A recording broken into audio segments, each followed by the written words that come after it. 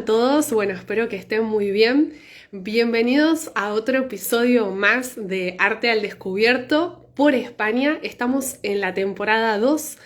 Este es el episodio cuarto y el día de hoy tenemos el privilegio de poder hablar con Xavier Bartumeus y vamos a tocar un poco. Esta temporada está pensada también para hablar sobre ciertos temas que están relacionados con el arte, vivir del arte, ¿sí?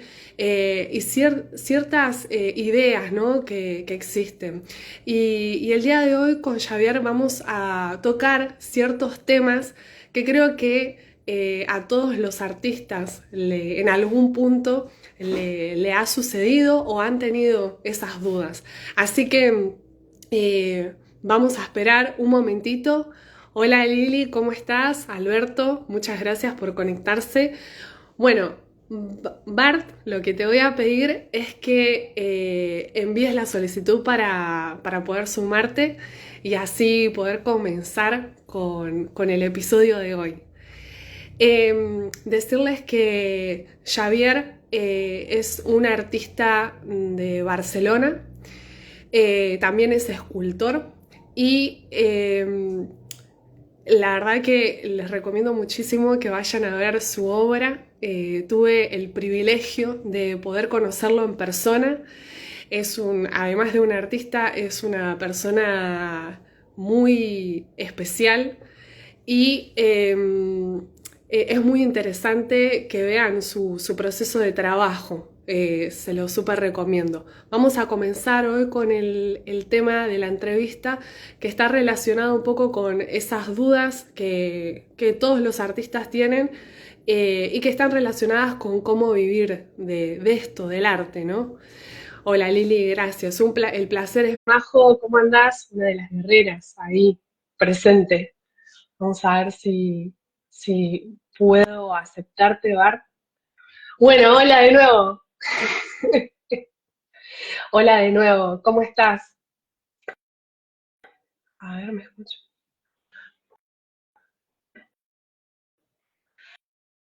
Xavi, no se te escucha, o se te escucha, no sé, se tendría que reacomodar ahora la señal, porque se escucha poquito. Hola Ale, ¿cómo estás? A ver, habla Xavi, a ver si te puedo escuchar. No te escucho.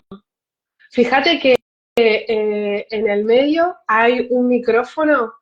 ¿Está activado? Sí. ¿Ustedes lo escuchan a Xavier? A ver si avisen. Ale nos está mandando saludos. ¿Nos podrían decir si escuchan a Xavi? Porque capaz que es algún problema técnico mío. Eh, Qué extraño, porque hace un rato. A ver, ¿habla Xavi? Mm, no te escucho. Hace una cosa, si no, algo que se me ocurre. Si no, salite nuevamente de la videollamada y volvé a ingresar. A ver si podés. No, no se escucha, dice Ale. Bueno, discúlpenme, estas son las cuestiones técnicas que siempre suceden. Unos minutos antes hablo con cada artista, pero bueno, cuando es el directo todo puede pasar, así que bueno, disculpen. Eh, Muchas gracias a todos los que se están sumando hoy y como les decía, esta es la segunda temporada de Arte al Descubierto, estamos ya en el episodio cuarto y el día de hoy vamos a tocar eh, ciertas dudas respecto a esto de vivir del arte y cuestiones que creo que todo artista en algún momento ha atravesado y creo que Xavi tiene una historia de vida muy interesante para enriquecernos, ¿no? Así que vamos a esperar un momentito más, disculpen las molestias. Eh, por otro lado, decirles que Arte al Descubierto también empezó a tener ya su podcast y está en Spotify. Así que les recomiendo que vayan a verlo porque no se trata de una reproducción de las entrevistas que hay acá, sino que básicamente son temas que se van continuando, es decir, que hay artistas que van tocando las mismas temáticas de estas entrevistas, pero desde otros ángulos, así que les recomiendo que lo vean. Vamos a aceptar acá a Xavi, ojalá que lo podamos escuchar. Por favor, a ver, ahí acabo de aceptarte, Xavi. A ver, ahora, Te ¿sí? escucho. Bien. Vamos todavía, me encanta. Qué bueno, qué emoción. Tengo que estar Bueno, Xavi. con el celular, disculpadme, aguantándolo, no puedo, no me funciona el ordenador. Es que puede ser por una cuestión tecnológica y es que desde el ordenador no funciona, me parece. No, Esto, igual yo soy nueva voy con a este tema. intentar dejar aquí el ordenador, no sé si me podéis ver. Bueno, encantado. Perfecto, perfecto. Te quería agradecer mucho por haberte sumado a este proyecto. Para mí, bueno, como había mencionado, tuve el privilegio de conocerte en persona y, y la verdad es que fue muy interesante poder en algún punto sentirme tan identificada con vos, a pesar de nuestras historias tan distintas y de nuestras edades. Prácticamente es como una cuestión paralela temporal. Como Así que, un salto, es como un salto en el tiempo, 30 años de diferencia. exacto, pero es alucinante. Y bueno, me gustaría mucho, Xavi, que hoy pudiéramos hablar sobre, digamos, vos cuándo fue que comenzaste con este tema del arte desde un punto profesional. ¿Cómo fue el proceso? Voy a intentar ser lo más sincero posible y no inventarme Me 4.000 encanta. personajes que todos tenemos. Perfecto. Nunca me he planteado ser profesional. Sencillamente lo eres porque a lo largo del tiempo vas creando, vas trabajando, no te impliques en otras labores, no te impliques en otros trabajos, sigues pintando, sigues creando y de repente te plantas ya en la cincuentena y dices, coño, pues debo ser profesional, porque no he hecho otra cosa en mi vida. Quiero decir, no le quiero quitar importancia, pero creo que es un camino que se hace poco a poco. Yo no se lo planteé desde el principio. Yo, como todos, me imagino que como tú o toda la gente joven, estudió arte, tenía muchos sueños y yo los sueños los dejaba detrás de la puerta del estudio y me metía a pintar. Porque no hay que confundir nunca las expectativas de ser profesional con ser profesional, que es muy diferente. Bien, qué buen punto eso. Sí, es muy diferente. Totalmente. Y tiene mucho que ver con el hábito ahí. Bueno, lo que vos estás mencionando.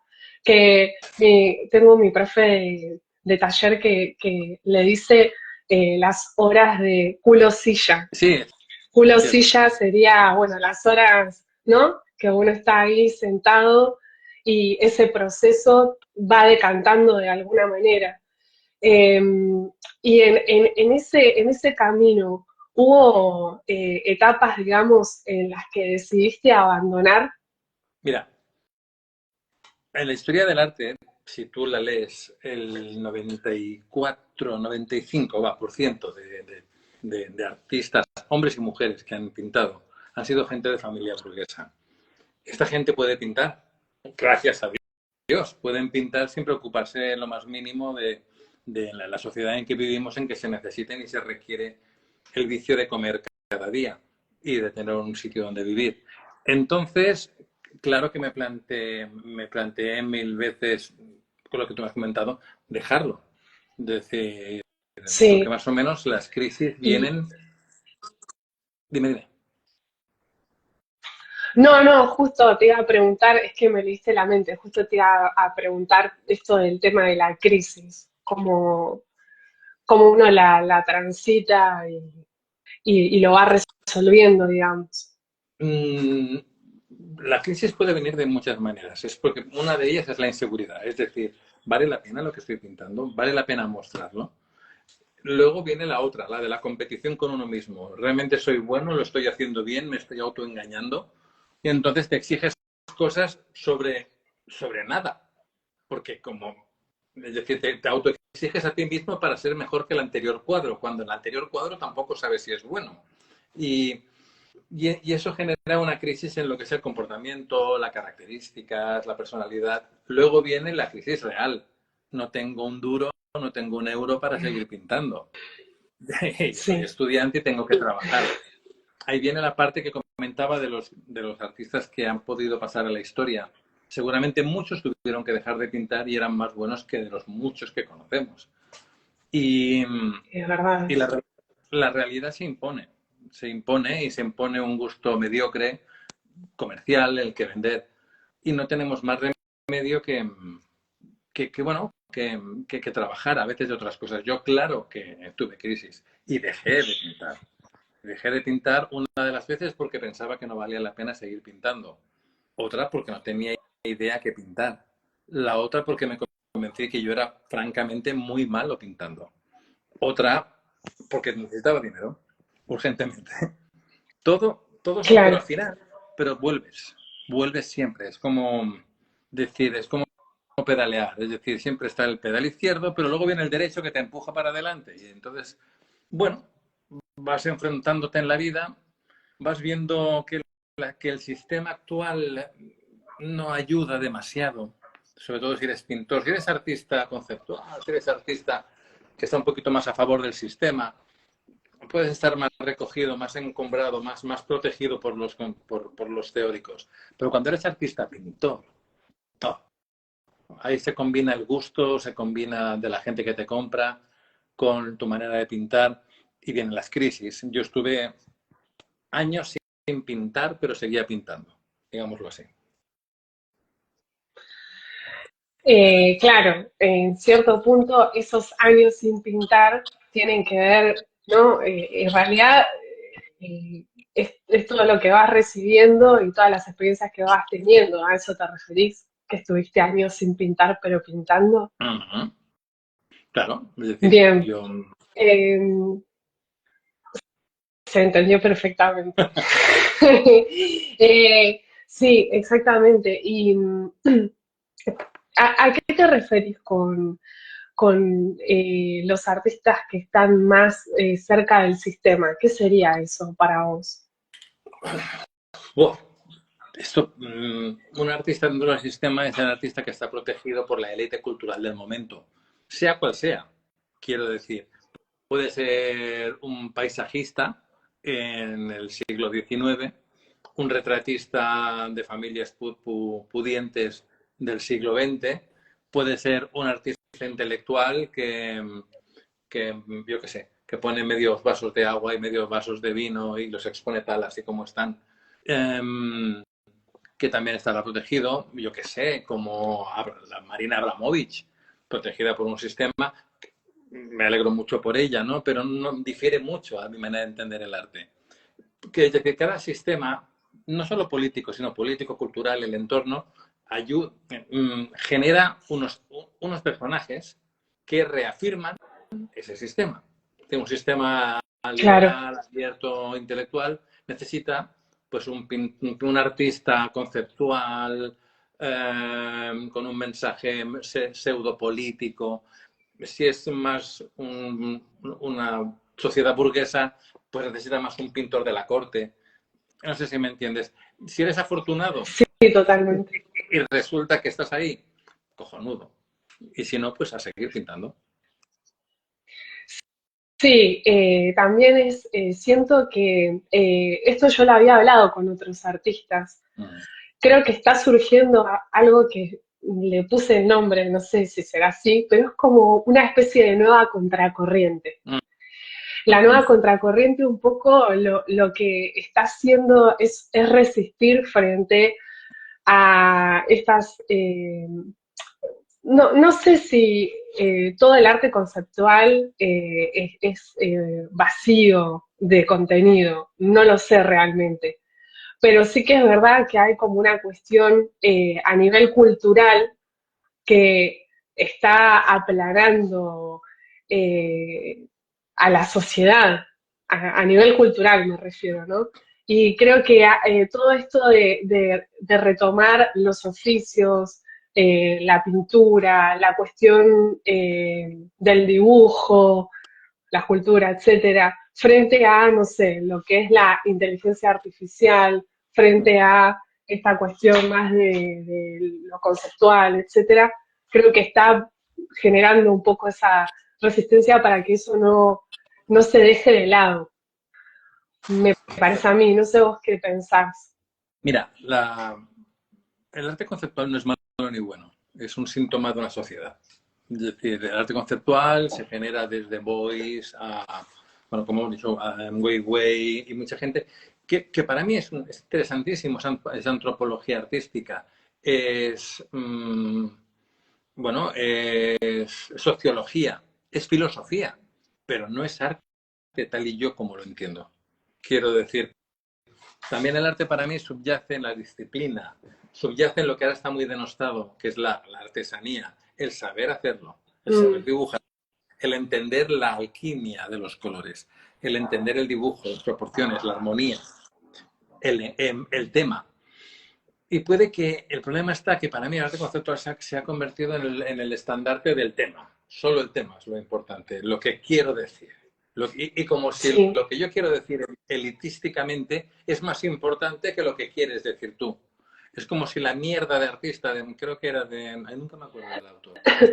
de Una mierda en la... Manzoni, ¿no? Manzoni. Mancini, Manzani, Manzoni era, Manzoni, sí.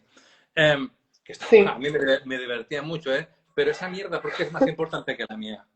Es decir, porque soy artista. No. Es decir, me parece bien como un juego intelectual. Y me parece muy bien que se escriban. Mira, el otro día hablé con un amigo mío, un muy buen amigo mío, que me explicaba cómo aquí en Bellas Artes, en la universidad, se está generando una, una gran jornada de gente que van a ser comisarios de arte, van a ser galeristas, van a ser críticos. Y me parece estupendo. Pero le pregunté, ¿vale? ¿Y artistas?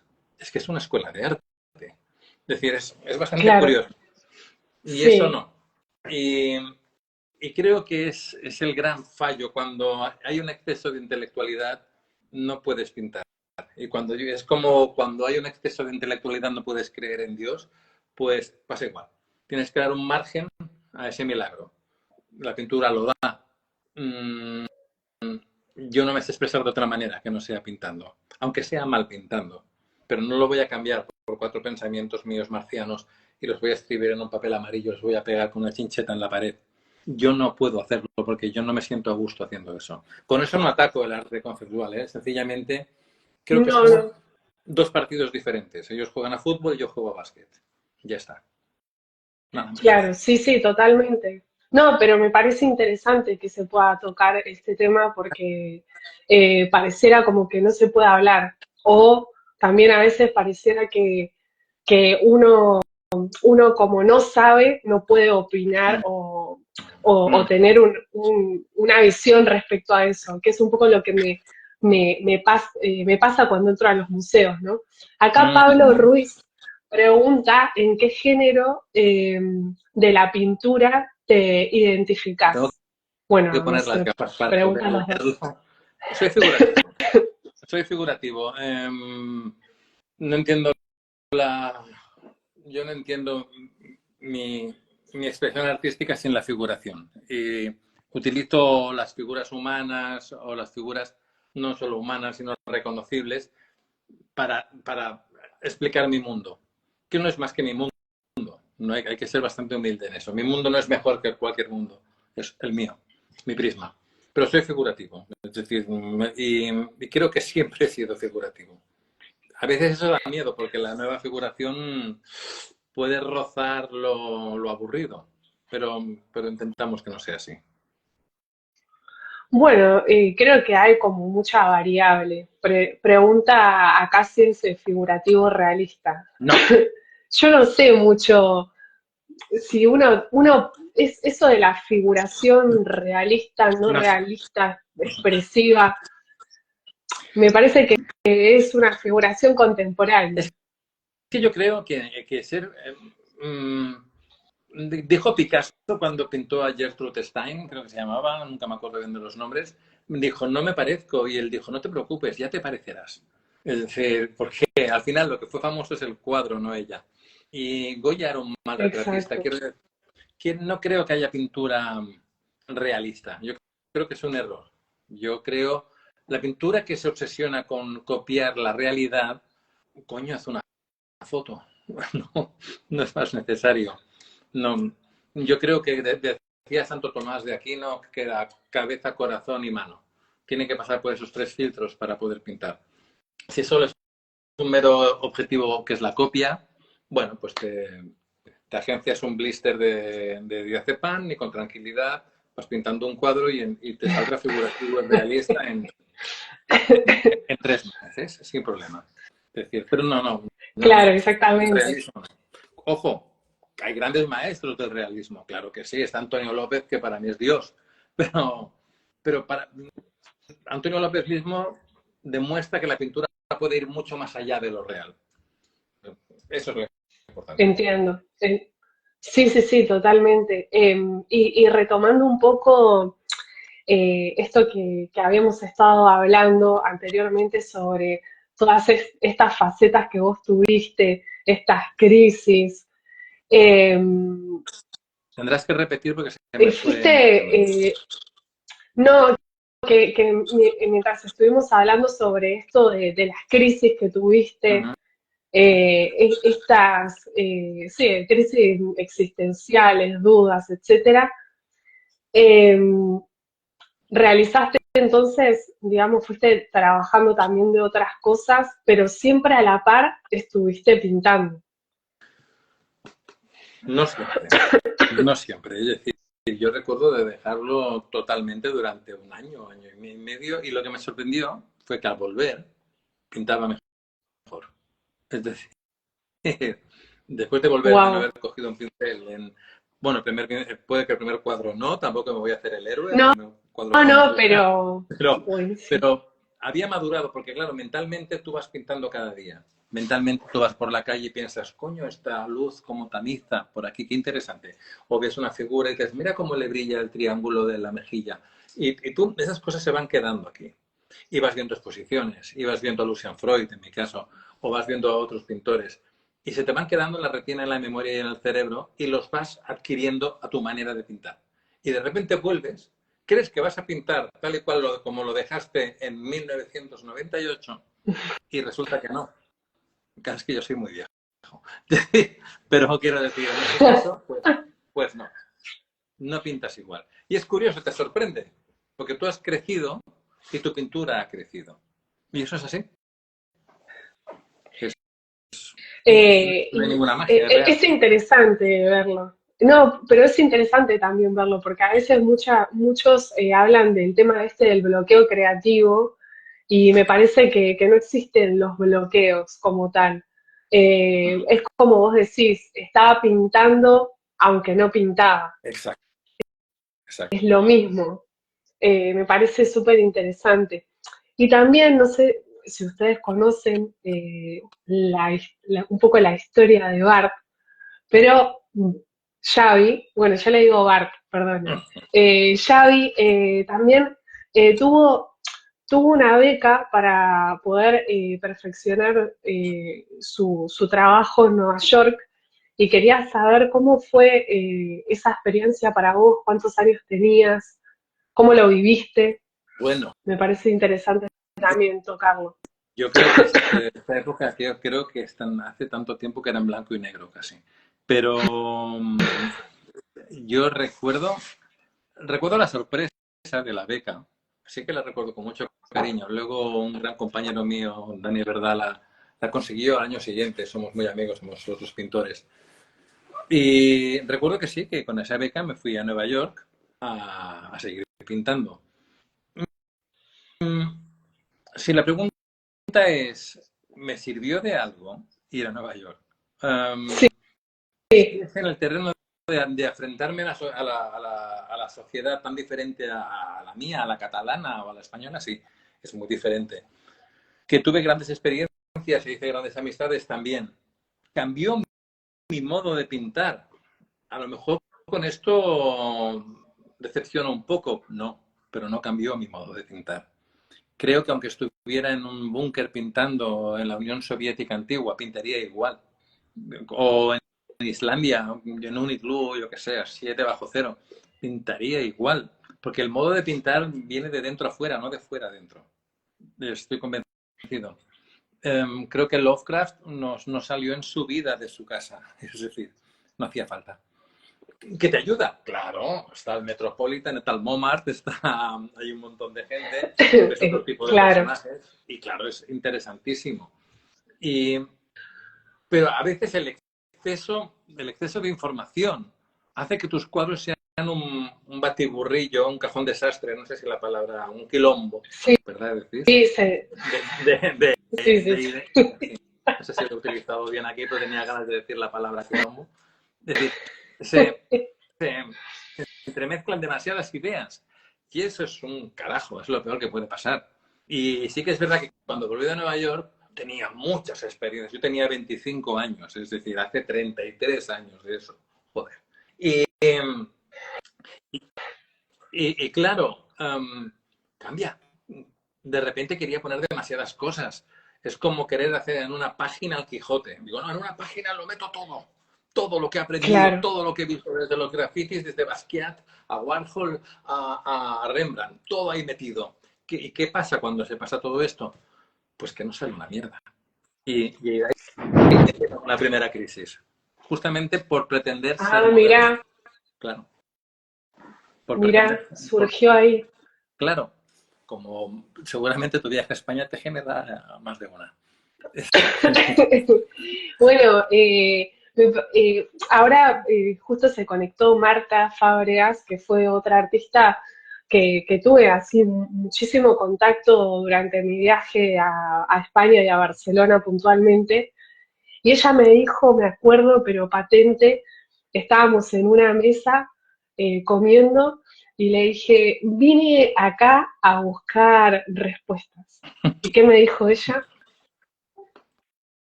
Las respuestas las tenés Claro, adentro.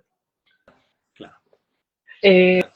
y es un poco de eso también con respecto al cúmulo de información que uno puede recibir con este, no sé si todas las becas generarán las mismas experiencias, no, no sé, pero me parece muy interesante que toques este tema y Yo creo, si me me disculpas, parece una perspectiva diferente también. todas las becas, todos los viajes que uno puede hacer son enriquecedores. Lindsay Kemp, que era un bailarín, que yo admiraba mucho, un coreógrafo, creo que te lo comenté cuando nos conocimos, Sí, decía que un bailarín que solo sabe de baile es un mal bailarín. Entonces, si lo retomo como artista, claro que las experiencias bien gestionadas, los libros leídos, los poemas memorizados, mi concepto de lo sagrado, de lo que no es sagrado, todo eso enriquecerá mi pintura. Lo hará, la volverá más inteligente, aunque yo no quiera, porque le voy a poner más elementos. Y entonces, claro que sí, por eso creo que esta frase de que un bailarín que solo sabe de baile es un bailarín mediocre, lo podríamos extrapolar en la pintura. Un pintor que solo sabe de pintura, de técnica, es un mal pintor. También el pintor que solo sabe de ideas, también es un mal pintor. Quiero decir, tiene sí. que ser una mezcla. Y además quiero defender la palabra pintor y no artista, ¿eh? Que también es importante. ¿Y por qué generas esa diferencia, digamos, entre pintor y artista? Porque todo el mundo se ha apropiado de la palabra artista, desde el artista de circo, con todos mis respetos, ¿eh? Al Sí, peluquero que es un no, artista, está con bien. todos mis respetos, a la persona que trabaja, yo que sé, hace filigranas con pulseras, también es un artista, es maravilloso. Pero entonces yo no, entonces yo ya me defino como pintor, me libera bastante de la carga intelectual y pedante de decir artista y que te miren como si fueras un ser extravagante y marciano y ayuda a mi vida diaria realmente. creo que hay que desmitificar un poquito este concepto del genio, del artista, que es un invento del siglo, otro día lo comentaba un amigo mío, del siglo XIX, creo que es un invento para vender más obra. Claro, si esta persona es un genio, lo que tú adquieres es una cosa de mucho valor, ¿no? Entonces, este es el truco entiendo. un poquito de los galeristas para vender. No, no existe El marketing el marketing de aquel siglo también. Acá Salva dice, alguien dijo que uno no pinta para los demás, sino que debe pintar para él mismo. Solo así conservas tu seña de identidad. Es verdad, es verdad, estoy totalmente de acuerdo. Yo creo que uno pinta para... Tiene que dejarse llevar un poquito también por la opinión de los demás. También es importante. Si no nos miramos el ombligo, por cierto, eso se llama onfaloscopia. Existe la palabra mirarse el ombligo. Es decir, Mira, no sabía. sí, y son... eh, si tienes que pintar para ti mismo, para crecer, pero escucha también a la segunda parte de la ecuación, que es el espectador o espectadora. También tiene mucho que decir. Es decir, yo como creador creo, pero no soy consciente de lo creado hasta que alguien lo vea y me digas, es hermoso, o me da miedo, o no me gusta. Da igual los adjetivos que utilice. No O nos podemos debería estar en un diferenciar. museo.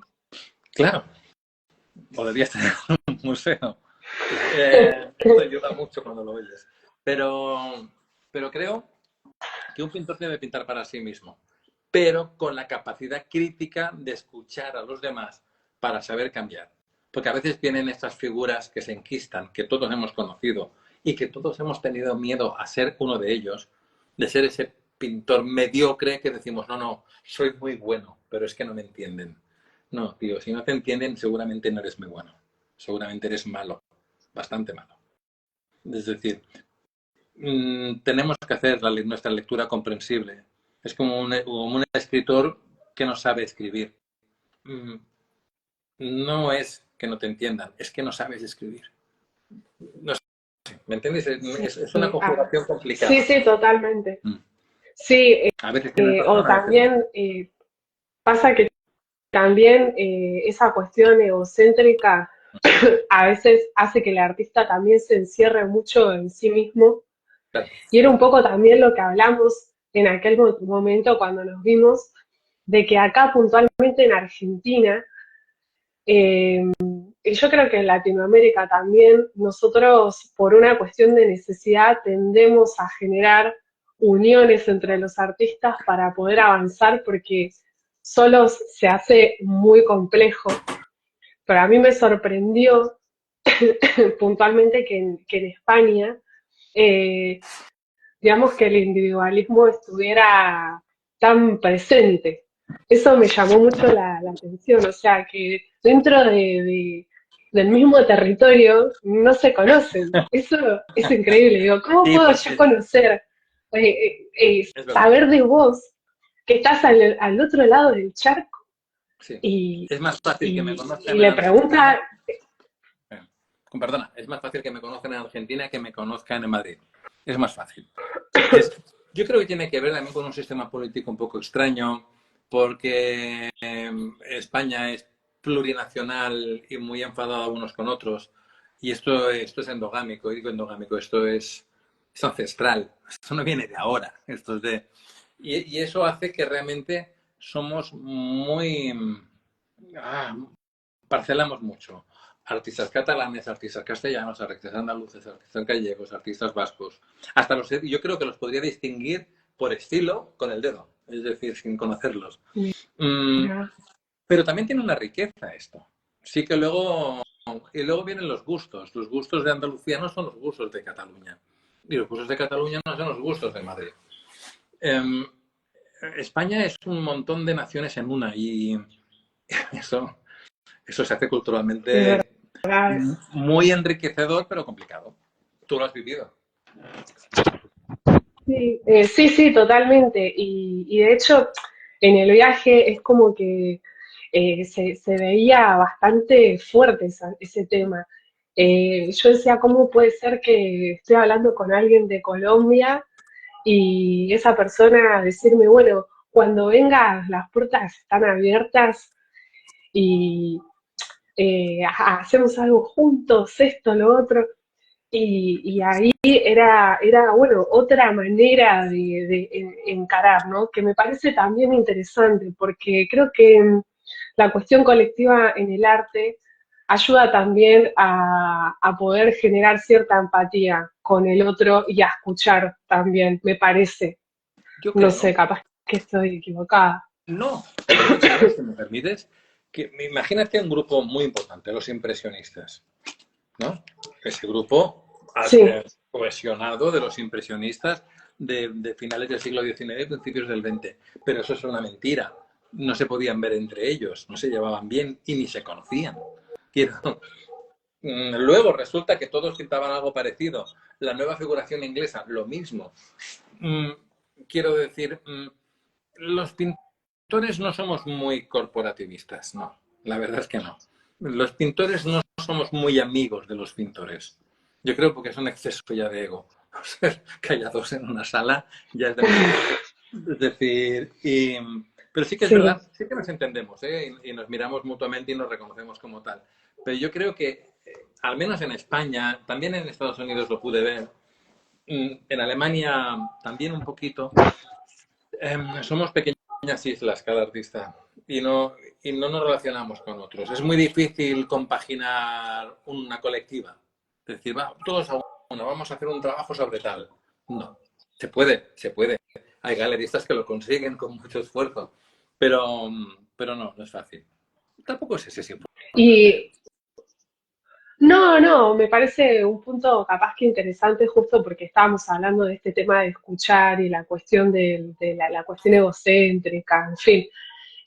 Pero hablando ahí un poco, ya que estás tocando el tema de las galerías puntualmente, me gustaría saber qué experiencias tuviste con galerías. Eh, bueno, buenas, malas y nulas. Las tres cosas. Es decir, al principio, cuando uno es joven, intenta estar con el grupo que quiere exponer en galerías. X. Galerías que son en ese momento de moda. Al cabo de 10 años, esas galerías han desaparecido. Dices, coño, pues no eran tan importantes a lo mejor. Y quieres estar con las siguientes que están como muy de moda. Y te genera mucha frustración, porque si no estás en la corriente, como decía Coco Chanel, lo malo de la moda es que pasa de moda. Quiero decir que si no estás en Mm, ese momento justo en la moda que están buscando, caritas sonrientes o, yo qué sé, un determinado estilo, no vas a entrar. Y puede que sí. La galería, al final, creo que ha cumplido su función. Creo que la galería ha sido muy interesante porque la galería ha dado a conocer a muchos artistas. Pero creo que no nos tenemos que olvidar que una galería es una tienda, una boutique en Cataluña, una tienda. Quiero decir, un sitio donde yo ofrezco y vendo productos. Los productos que te voy a decir que son malos, no, te voy a decir que son los mejores. Pero no olvidemos que el que decide culturalmente lo que se pone en el cuadro no es el galerista, es el pintor. A lo mejor eso implica no exponer en la galería, ¿ok? claro. Pero yo he estado en algunas galerías, en otras me rechazaron, por supuesto que sí. Luego hubo una que nunca me rechazó, que es la que yo me hice conmigo mismo, me hice mi galería. Es decir, esa nunca me pudo rechazar, claro. Esa, o sea, te terminaste, No, ¿cómo que es hiciste tu como un propia, showroom. cómo fue? Es que al final, una galería no es más que unas paredes donde yo pongo mi obra e intento mostrarla, ¿vale? Entonces, ¿qué pasa? La galería, Claro, sí, sí. evidentemente, puede gestionarla, puede ir a convenciones, puede ir por toda Europa, por todo el mundo, a las bienales, pero al final, a Arco, pero al final son esos, son productos comerciales, revestidos de una pátina cultural, pero no es cierto. Es decir, sí es cierto, pero no es la única manera.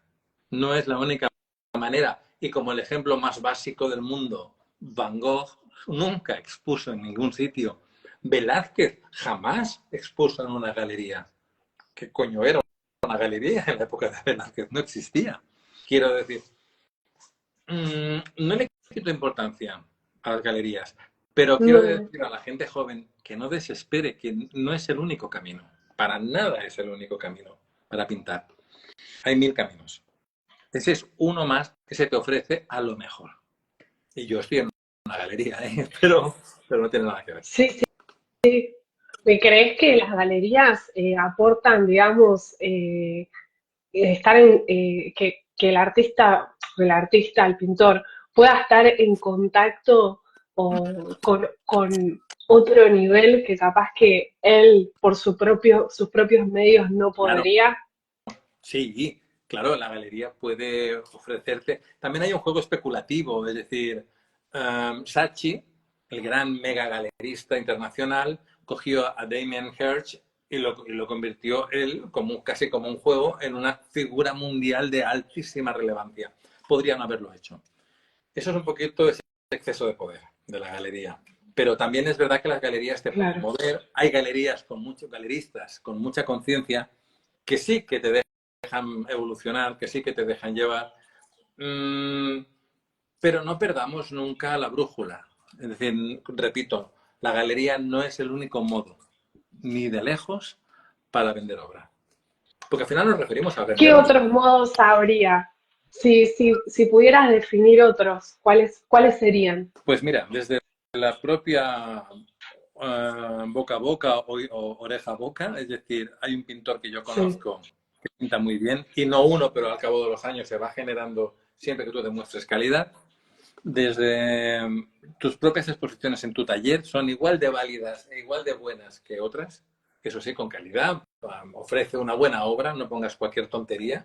Um, Coleccionistas privados, la iglesia, tan, tan atacada por algunos, la iglesia compra mucha obra ¿Cómo de sería arte. eso de la iglesia?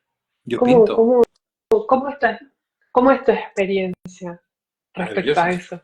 maravillosa, de verdad. Es decir, primero por conciencia, aunque queda mal decirlo, por conciencia social.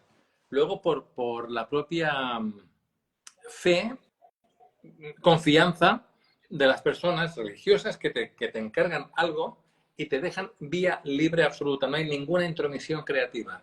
Te dicen, quiero los 12 apóstoles, hazlos como quieras. Como si los quieres hacer de vidrio, con tomates y con un palillo en la oreja o con piedra y mármol. Elige tú lo que te dé la gana. Ellos te dan total confianza, confianza ciega. Y eso reconozco que me lo han dado más los sacerdotes o la gente de la iglesia, me lo han dado más muchas veces que pintura laica mucho más fuerte, mucho más valiente. Quiero decir, sí que hay unas pautas, como siguió Miguel Ángelo, teológicas. Dicen, no, a este santo se le representa con esta cosa. Esto tienes que respetarlo. También es el reto del artista, decir, vale, ¿cómo puedo hacer de esto algo interesante y no aburrido y clasicote? Ah, pero ahí está el mérito Claro, de uno. Matisse sí. hizo una Eh, iglesia. Eso te iba a decir que es como sucedía con otros artistas en otro Claro. tiempo, que la mayoría era por encargo Es que, también. Y generalmente era o de la iglesia, de la corte, claro, y lo mismo, por ejemplo, Velázquez. O sea, Velázquez era de la corte. Velázquez era de la corte y era el No hay contable de la mayor corte. ejemplo que ese. Sí, porque es que Velázquez era un... Acá, ¿Me? perdón, acá Loperacum dice, para mí ese tipo de retos son los mejores y que exista esa confianza en nuestro quehacer artístico. Claro, es que es así, porque te da libertad total, hasta da miedo, ¿eh? Porque cuando te dicen, tiene toda la razón, cuando te dicen, quiero 12 apóstoles, interprétalos como quieras. ¡Hala, suerte! Dices, madre de Dios, ¿ahora qué hago? Claro, empiezas a mirar a Miguel Ángel, dices, no, mejor no miro a Miguel Ángel porque no voy a hacer nunca nada igual de bueno, ¿no? Entonces, tienes que intentar quitarte de la cabeza, competir contra e intentar ser muy honesto o honesta con lo que pintas. Sin darle demasiados aspavientos intelectuales. No, he pintado este color de color rojo porque implica Exacto, la soledad del autor. No, no, tonterías.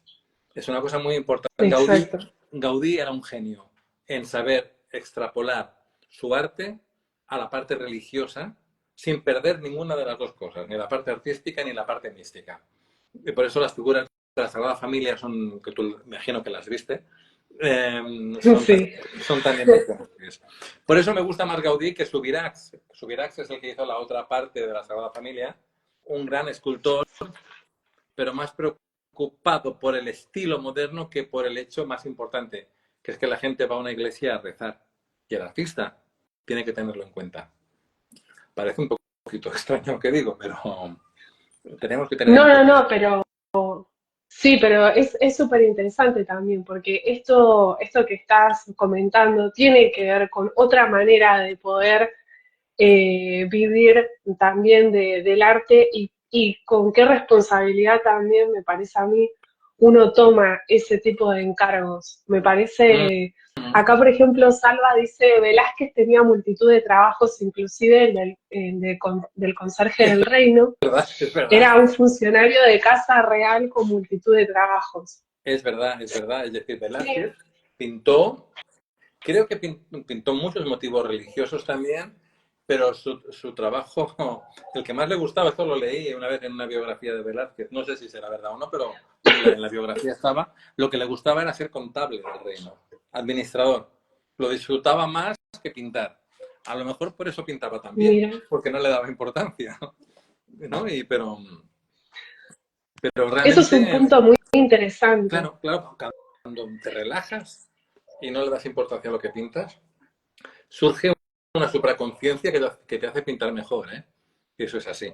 Eso es así. Y por eso yo defiendo absolutamente a ultranza todo tipo de reto, todo tipo de encargo, porque desde Picasso, pasando por Pollock, pasando por Vermeer, por Velázquez, por Matisse, han pintado desde o Gauguin, han pintado encargos, han pintado iglesias, han pintado figuras religiosas, o han pintado mujeres desnudas o orgías. Un artista está para todo, lo que él quiera pintar, claro. Sí, sí, sí, y me parece también como eh, eh, es tomar ese reto y ese desafío y llevarlo para tu terreno. Acá Pablo Ruiz dice, el pintor debería ser libre, ¿no? ¿Qué opinas respecto a eso, Bart? Bueno, es una buena pregunta. ¿Libre? Sí, libre lo es. Puedo decidir pintarlo o no pintarlo. Ahí está mi libertad.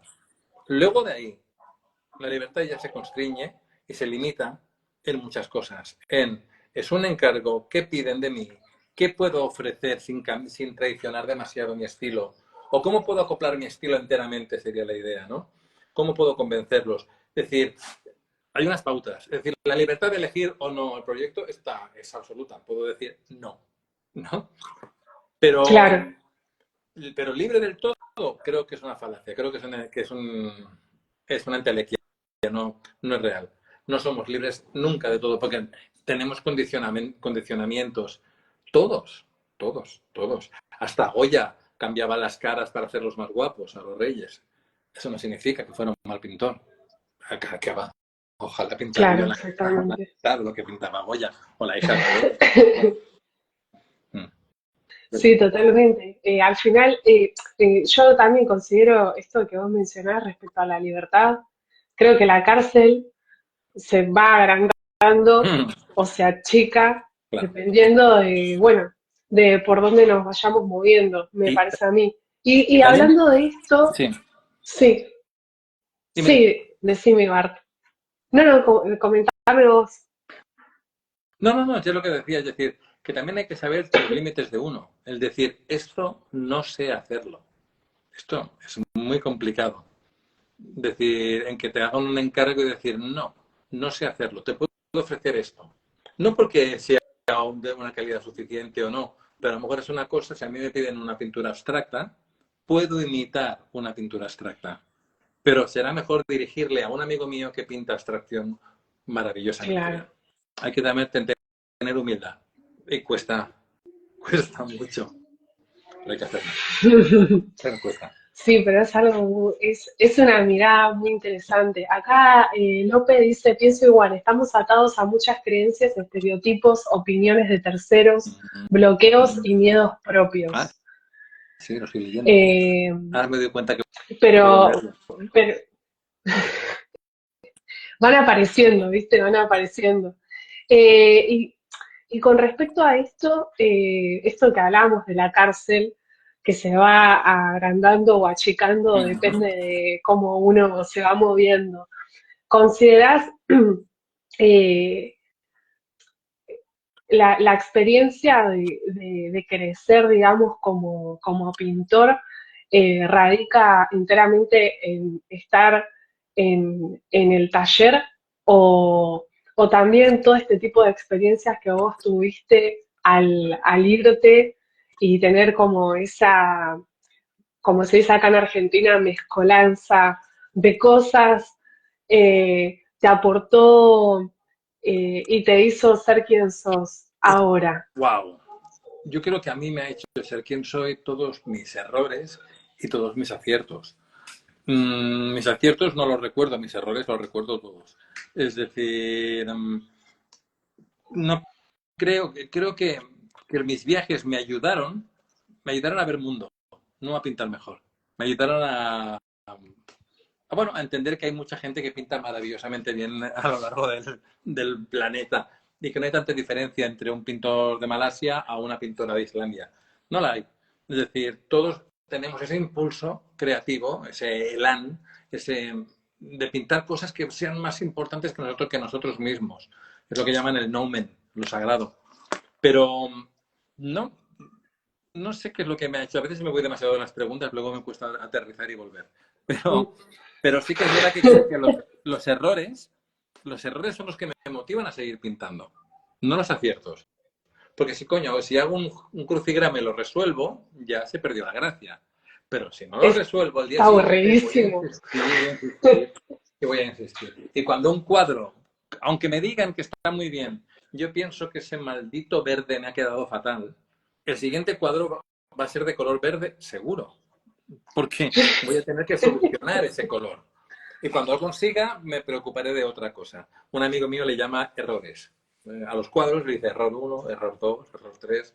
Ya va por el error 6000, creo. Pero bueno, es un modo muy interesante la vida es eso, es un compendio de errores que se convierten en virtudes. Nada más. No sé si los que nos escuchan están muy de acuerdo o no, pero bueno. No, esto que vos mencionás me recuerda mucho, hace poco tuve la oportunidad de conocer a un artista de acá de Buenos Aires que se llama Ricardo Selma. Él habla de esto que estás mencionando vos respecto a la importancia de no teorizar tanto y unir, él le llama los pilares del arte, que es la parte de la belleza, la parte conceptual, o sea, hay como varias miradas respecto a eso.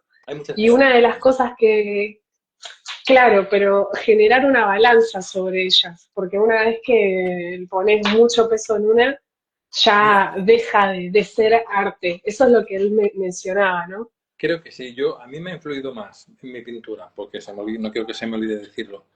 Me ha influido mucho más la música clásica. Me ha influido mucho más la poesía que la pintura. Para mi pintura. Es decir, una vez ya más o menos sabes que cuando coges el rojo y el amarillo se convierte en naranja. Es decir, cuando sabes 4 cositas así y ya te lanzas a pintar, me di cuenta que me enriquecía mucho más leyendo que mirando. Es mi modo. No significa que sea el bueno, pero es mi modo. Cada pintor, imagino, cada artista tiene su modo de... Tú, por ejemplo, seguramente sacarás mucho partido de los viajes. Sí, me llama mucho la atención. Esto que vos hablás de los errores me recuerda mucho, retomando, Ricardo me dijo, yo acabo de terminar esta obra y ya no me gusta. Acabo de sacar este libro y lo voy a hacer nuevamente, lo voy a reescribir. Ya. No puedo creer lo que acabo de hacer. Y bueno, me recuerda mucho esa actitud a la que vos me estás mencionando. Es verdad. Y no es... Creo que es una manera interesante. Es que es así. Tú miras la obra y ves tus fallos, ves tu manera. Y claro, ya no puedes ver ese cuadro. Los cuadros son cadáveres. Ya han vivido. Es decir, ¿cómo diría yo? Yo como pintor, a mí mi cuadro, una vez acabado, me da igual. Ya no me recreo en él. A mí lo que me gusta es la acción de pintar, no lo pintado. Lo pintado me da igual. No me da igual. Ahí está el reflejo de lo que he hecho. creo que tenemos un invitado.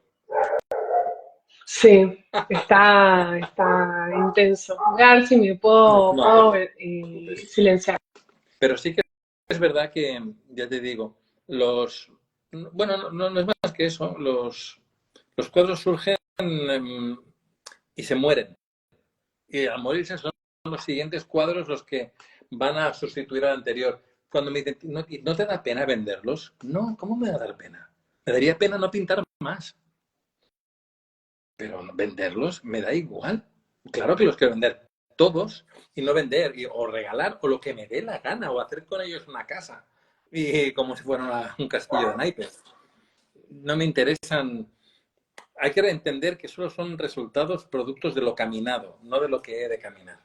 Uf, vaya rollo Qué tenemos. interesante porque, no, porque a veces también me he encontrado con otras perspectivas respecto a lo tenés que vender, o sea, tenés que despojarte de eso y venderlo para poder, o sea, se piensa desde una cuestión meramente económica, pero la mirada que vos estás aportando es una cuestión existencial. Claro, claro.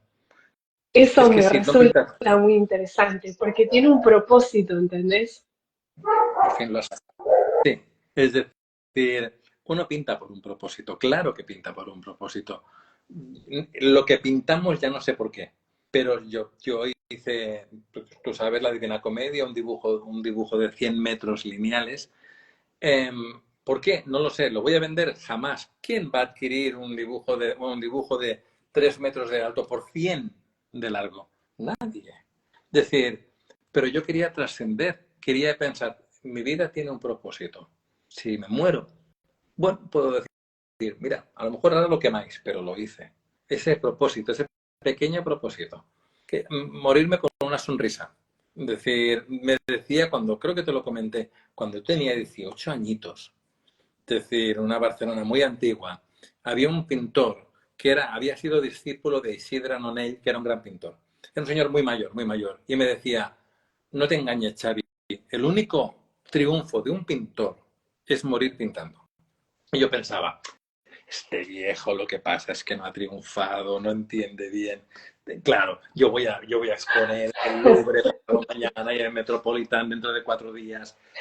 Tenía razón, ese señor tenía 95 años, fumaba como un carretero y tenía las manos llenas de pintura y era feliz. Y murió pintando, que es lo que quería hacer. Y lo consiguió. Coño, eso es el triunfo. Cuando solo digo en las escuelas, todos me miran con esa cara de snob de... Pero, pero es la pura realidad. Y ese es mi propósito. Todo, todos los pintores y artistas, hombres y mujeres que conozco, que nos dedicamos al arte, queremos trascender. Es, ¿por qué coño estoy en este mundo? Y como no lo sabemos, nos ponemos a escribir, a esculpir, a proyectar, a hacer cine, lo que sea. Porque necesitamos intentar entender, permítanmelo decir así, intentamos entender a Dios. La única manera que nos da es esta pequeña manera de crear. Y yo creo que es mi propósito. Y si no lo es, he llegado tarde, porque ya no sé hacer otra cosa. Pero bueno. Seguramente lo sea, seguramente lo sea. Acá Salva dice, creo que el arte no es diferente al resto de la vida. No hay aciertos si antes no ha habido errores. El científico llega a descubrir algo gracias a la multitud de errores que ha venido teniendo. Sí, Cierto, es así. Me cierto. parece súper interesante esta perspectiva, porque a veces uno simplemente lo ve como un objeto, o sea, no como un objeto, sino como eh, esto de encariñarse con el cuadro, con la obra, y capaz que no, bueno, yo por ejemplo siempre lo veo todo como por un proceso, o sea, no termina nunca esto. Pero Nunca, bueno, tiene nunca. mucho que ver, no lo veo como error, pero lo veo como, bueno, esto no quedó bien, lo haré mejor la próxima. Y No, siempre, no siempre, le llamemos errores, llámale retos. No hay errores en la pintura, no hay errores. Bueno, sí que hay pintura mala y pintura buena, ¿eh? No, eso es definitivo, sea abstracta, sea figurativa. Hay pintura buena y pintura mala. Pero no hay errores en la pintura. Hay retos a conseguir. Es decir, si desde la cosa más simple, no sé dibujar manos, hasta que me salen, hasta las cosas más complejas y mucho más amplias, ¿no?